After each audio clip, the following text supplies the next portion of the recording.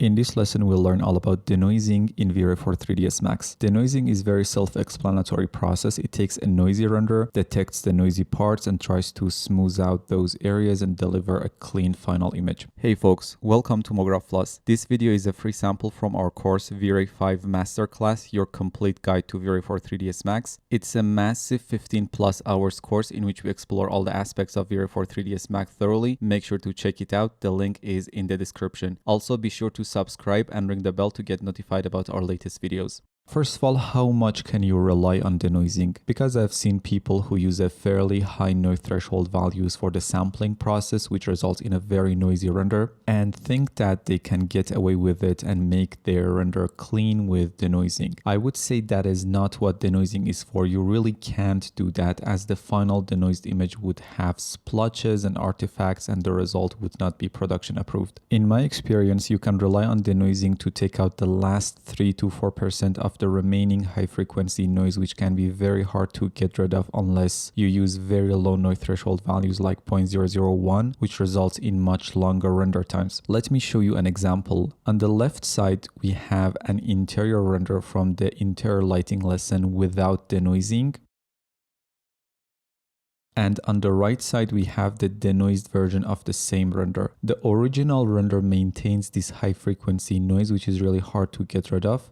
And on the right side, we simply have the denoised version of the same render. And as you can see, we get an absolutely spotless, clean render. That's the type of noise that denoiser is designed for. So you cannot expect to put a horrible, low quality and very noisy render through denoiser and get a perfectly clean render. Now let's see how to set up denoising. First, we need to open up the render setup window and go to the render elements tab and simply add a V-Ray denoiser render element. And that's it really. Now, if we start a new render, V-Ray will try to denoise the image. Before that, let's come down to V-Ray denoiser settings and see what we have here. First, you need to think about choosing the proper denoising engine. And there are two choices here: default V-Ray denoiser and NVIDIA's AI denoiser. NVIDIA's AI denoiser is the V-Ray's integration of NVIDIA's AI-based denoising algorithm, which requires an NVIDIA GPU to work. But V-Ray denoiser uses V-Ray's native denoising algorithm, which can be done on CPU or GPU. NVIDIA's AI denoiser is much faster but less accurate. V-Ray denoiser can be slower, but it is more accurate. For look dev purposes and while you are still prepping and working on your scene, NVIDIA's denoiser can be more useful, but for final renders, V-Ray denoiser can result in more accurate denoising. It also comes with a standalone V-Ray denoiser tool, which we'll learn about it later on in this video. Let's start with the AI denoiser and see how it works. After selecting it as the denoising engine, we can start either our final render or an IPR session. For now, let's start the final render.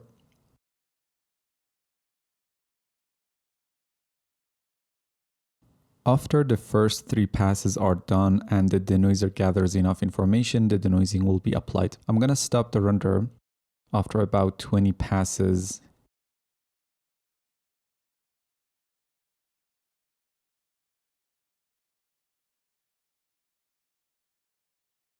Now we get this nice clean render thanks to the NVIDIA's AI denoiser. In the layer panel, the denoiser layer has been activated, and if I turn it on and off and zoom in, you can see the effect it has on the final render. We go from this noisy render to a clean result.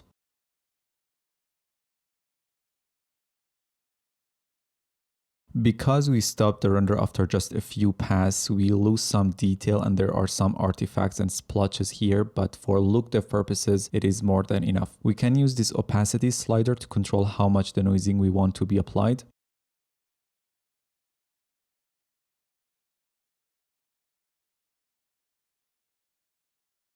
To be able to perform denoising, NVIDIA AI denoiser needs some additional render elements like diffuse filter and bump normal, which it adds them automatically. A V-Ray native denoiser needs other render elements, which we will discuss in a moment. Now, if I run the IPR and move around in the scene,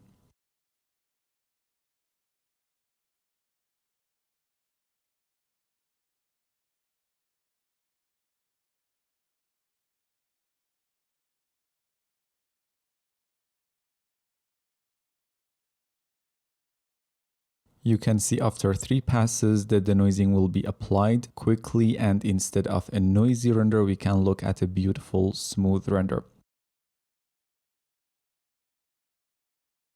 Let me stop the IPR for now and get back to my original camera view.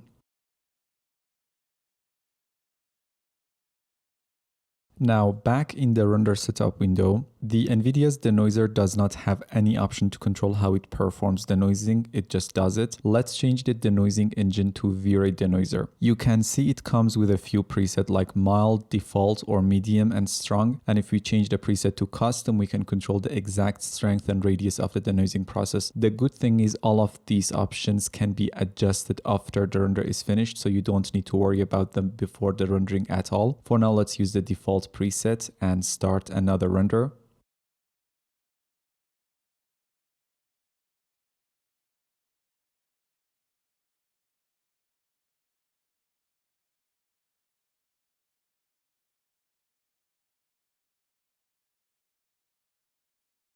You can see like the NVIDIA's denoiser after about 3 passes, denoising will be applied, be it with some loss of details or some artifacts at the beginning, and as the image sampler makes the image cleaner, the denoiser pass becomes more accurate as well. Let me stop the render after about 20 passes.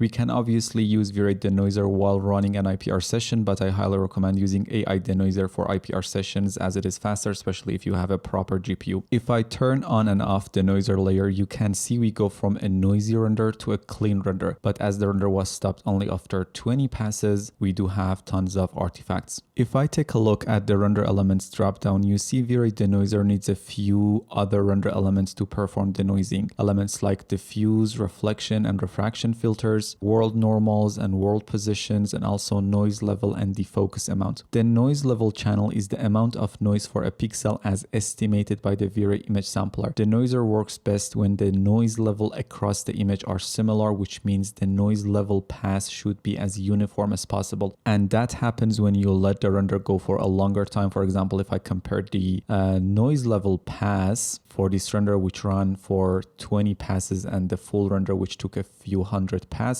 you can see the noise level is much more uniform throughout the image in the finished version of the render, and that means the final denoising will be more accurate.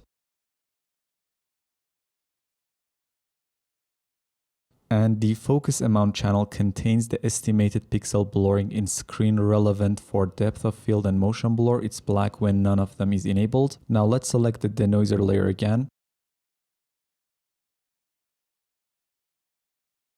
Because we are using V-Ray denoiser, we can adjust how the denoising is applied after the render. Let me get back to my first render and zoom in a bit so I can see the plant and the floor. There are a few presets like default, which applies a mid-level denoising. Mild applies a more subtle level of denoising than the default preset. And strong applies a stronger level of denoising than the default preset. When these presets are used, the strength and radius parameters will be controlled by them, but if you set the preset to custom, you can control these two parameters manually. Strength controls how strong the denoising operation will be. Larger values remove noise more aggressively, but may blur the image too much and cause loss of detail. Let's try 0.1, 0.5, 1, 5, and 10. Let's set it to 1 for now. And radius specifies the area around each pixel to be sampled for determining how to denoise a given pixel. Larger values produce smoother results but slow down the denoiser. Let's try 1, 5, 10, 20, and 30. And you can see with lower radius we get a lot of splotchiness without any extra detail preserved, but with higher radius values we keep the detail but get rid of some of that splotchiness. Something around 10 should be enough. We can take a look at this low quality clay render as well and try different radius values. Especially let me zoom in on this molding near the vase and try different radius values. You notice 1, 5, 10, 20, and 30. So let me try 5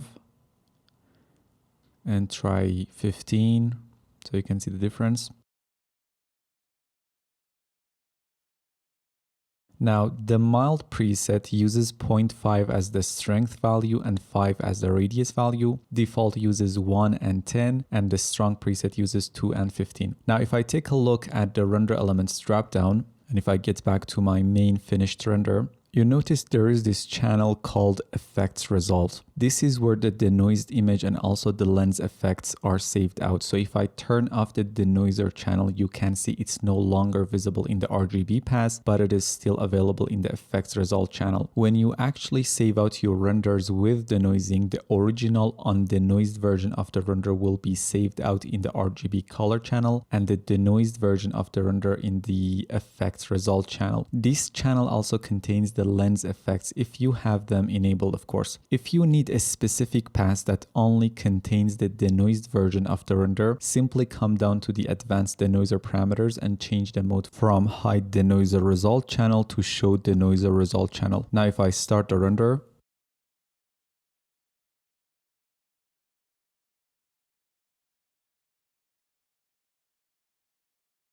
now we can stop the render. If I even turn off the denoiser layer, we get this V-Ray denoiser render element that saves the denoised version of the render without any lens effects. And we still get the effects result channel, which saves both denoising and lens effects.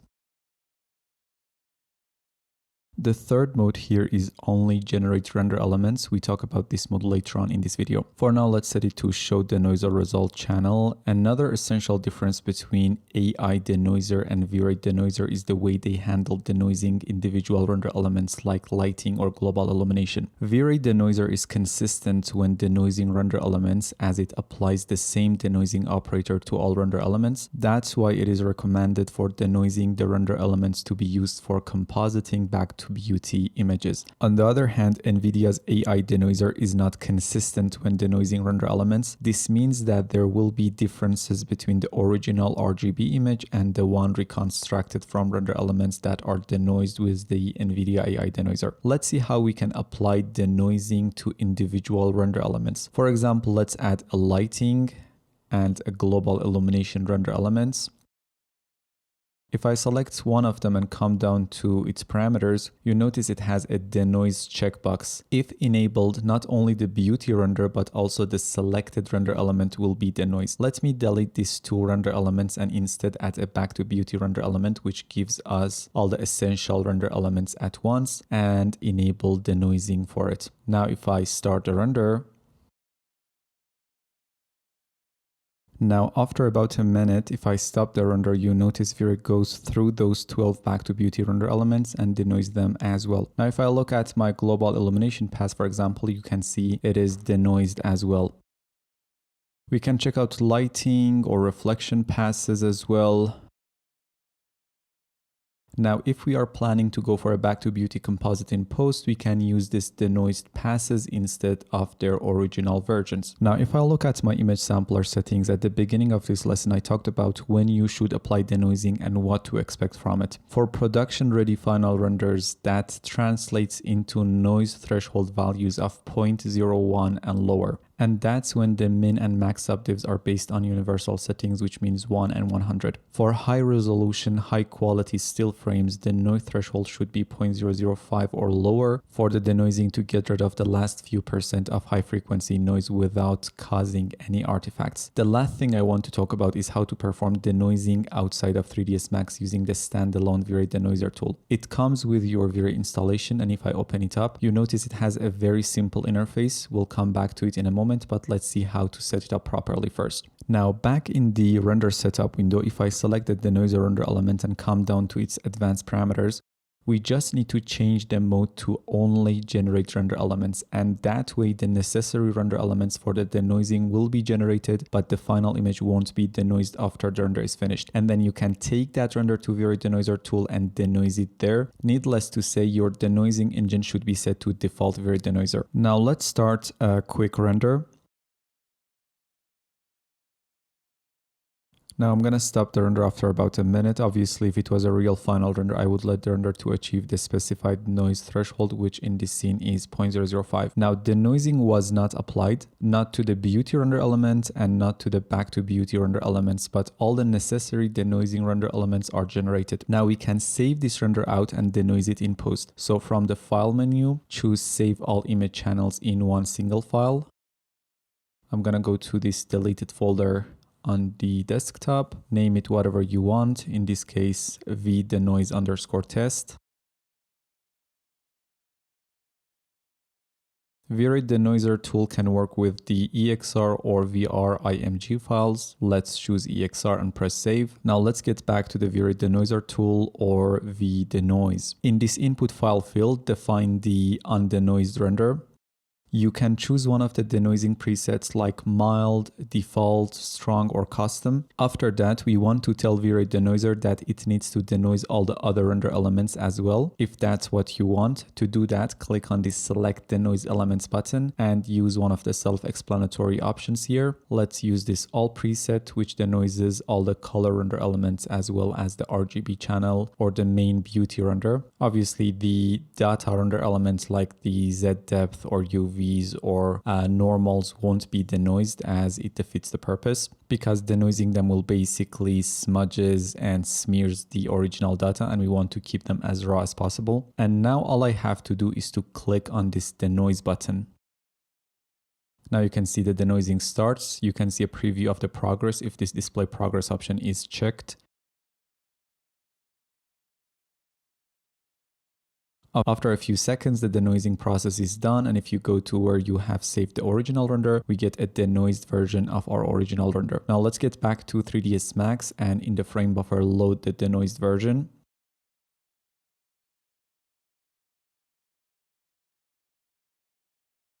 And here is our denoised render. We can check out all the other render elements as well to see that they are in fact denoised.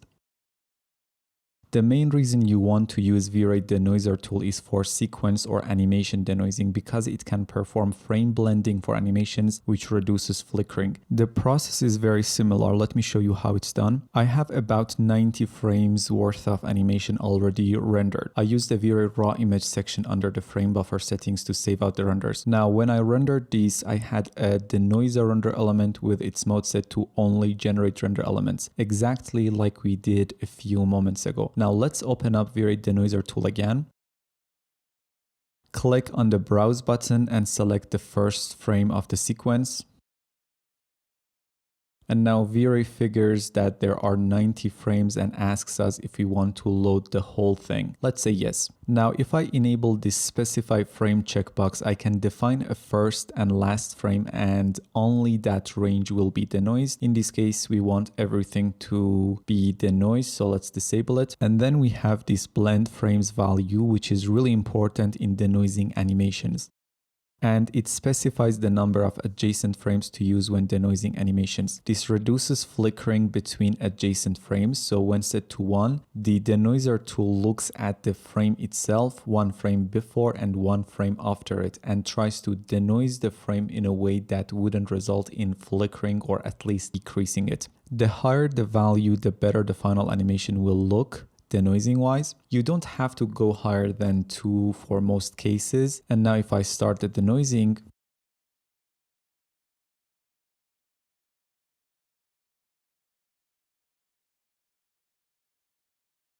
you notice it takes a bit longer even though we are only denoising the main beauty render, and that is because of the frame blending.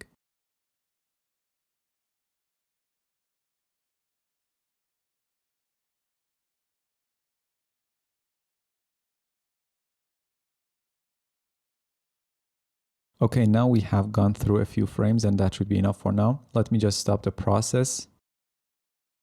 And if I get back to that folder where I had the undenoised version of my sequence, you notice we have the denoised versions of the first few frames that will let the denoising to be done for them. So that's about denoising in V-Ray for 3ds Max. See you in the next one. Make sure to visit our website mographplus.com or our Gumroad page at gumroad.com/mographplus and check out our premium CGI and rendering courses for Cinema 4D, 3ds Max, Maya, Arnold, Corona, V-Ray, Redshift, Octane, and so on. See you in the next video.